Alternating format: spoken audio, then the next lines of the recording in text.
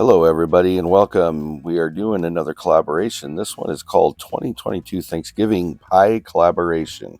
And this is put on by Carrie over at My Table of Three, which we want to thank her very much for inviting us to this collaboration. During this collaboration, I want to make sure that you guys know that there's a playlist in the description box down below, as well as a list of those channels that are involved. But I want to run through and give you a little bit more information. There will be a live giveaway on November 28th over at My Table of Three with Carrie, and that will be 5 p.m. Pacific time, 6 p.m. Mountain, 7 p.m. Central, 8 p.m. Eastern, and there will be a lot of great gifts given away.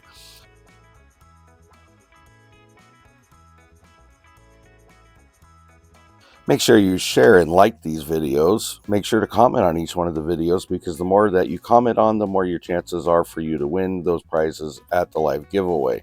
If you find content that you enjoy, please consider subscribing to those channels. There's tons of great channels, and let's go into that list so you know who they are.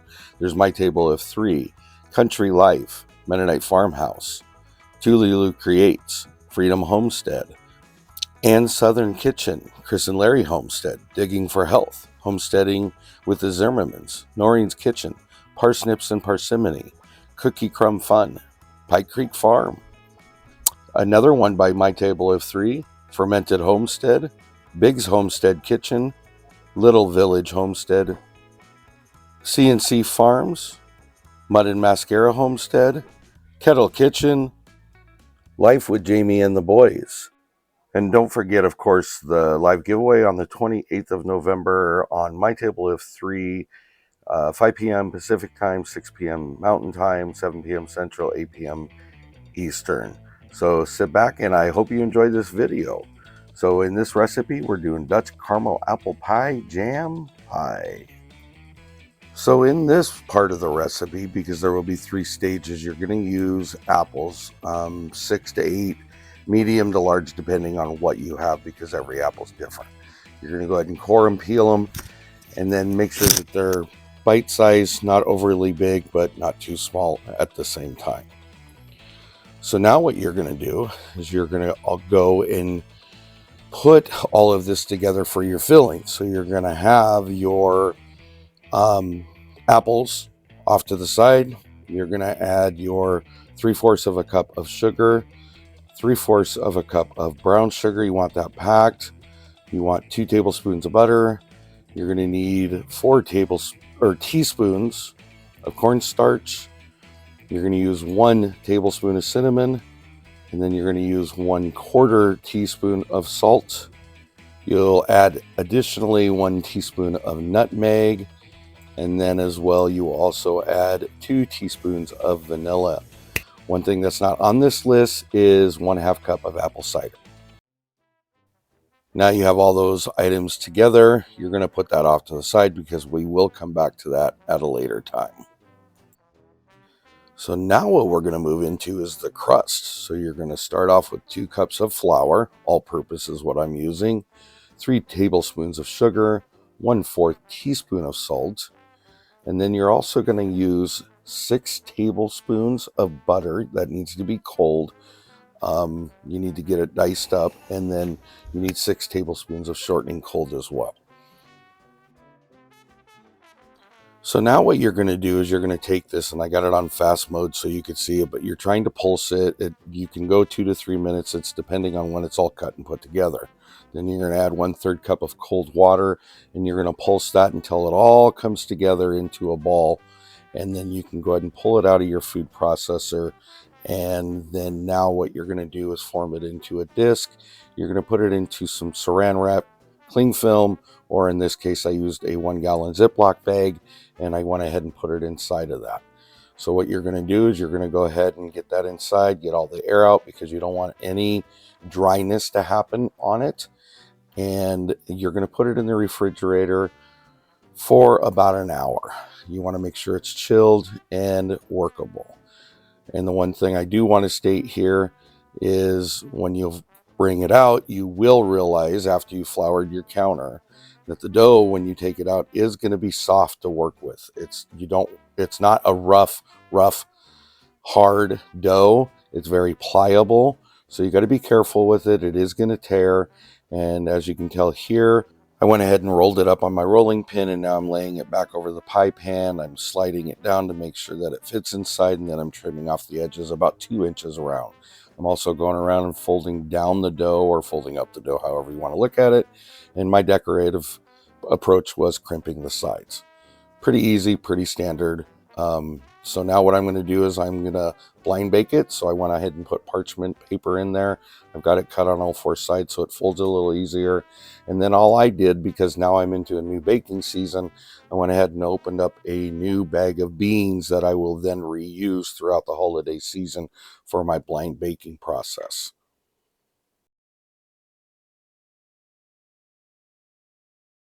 And all I'm doing here is just pressing down the beans to make sure that they're filling all the holes, but I'm trying not to deform the crust design that I have around the edge. So I don't have added paper just wisping in the oven as it's cooking and possibly catching on fire. I went around the edges and cut down the excess paper that I did not need. So now what I'll do after this is I will go ahead and press down one more time just to make sure it's form-fitting again. I'm just trying to make sure it's weighted down. So I'll go ahead and get my oven 425. I'm going to bake it for 15 minutes. So now what we're going to do is we're going to go ahead and get our fillings started. So once again, as you remember, we have the apples, all of the seasonings, and we're going to go ahead and get this warmed up. Now you want it on a medium to medium low. You want to avoid any scorching on the bottom of the pan. This will take a little while, but you got to keep mixing it because that will incorporate the spices into the apples. Now the apples will also produce its own fair amount of juice out of them as it cooks, and you can see it's forming here. But don't be alarmed by it. Now, here I am adding about 1 cup of caramel apple pie jam. That is got a lot of flavor into it. It was a really good taste. And then I'm also adding the 1/2 cup of apple cider to this whole mix. Now, again, in the spices, when we first started this, there was cornstarch, so that will help thicken this up as we go along and as time progresses. Again, constantly making sure that we're not scorching the bottom. So the first 15 minutes on the pie shell is done, so I'm going to remove the beans for the blind baking. And be careful because this is very hot. The way I cut my paper, it's set up so I can just lift it and then move it over.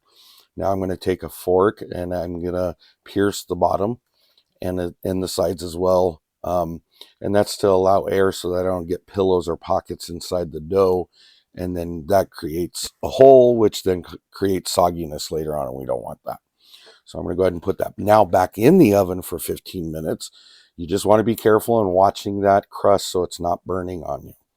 So remember I said earlier, as you stir this around, you'll start finding out this juice that's creating in here is where we're getting the caramel flavor from.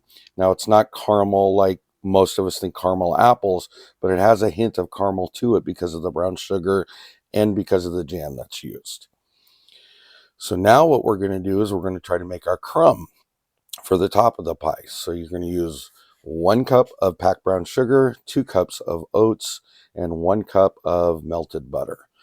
And then you're going to mix it. Now, we're not all perfect, and so here you see I had to change to a different size bowl, which is totally fine by me because I'm used to it. I over or underestimate what I need sometimes, but that's okay. Anyway, so now once I got it in there, I do a little bit, use the spoon, but eventually I end up I put my gloves on, and then I end up really getting in there and mixing those up so the butter and the oats and the sugar are all mixed together because you want a good crumb on top of your pie. So now that that's done, we can bring our crust over because it's cooled for a while. We're going to add in our filling, and the filling's cooled now too. So we're going to add them. As you can see, as you're pulling this off, again, it's not like caramel apple sauce, but it is a thicker, more darker brown sauce or juice that's created from this style.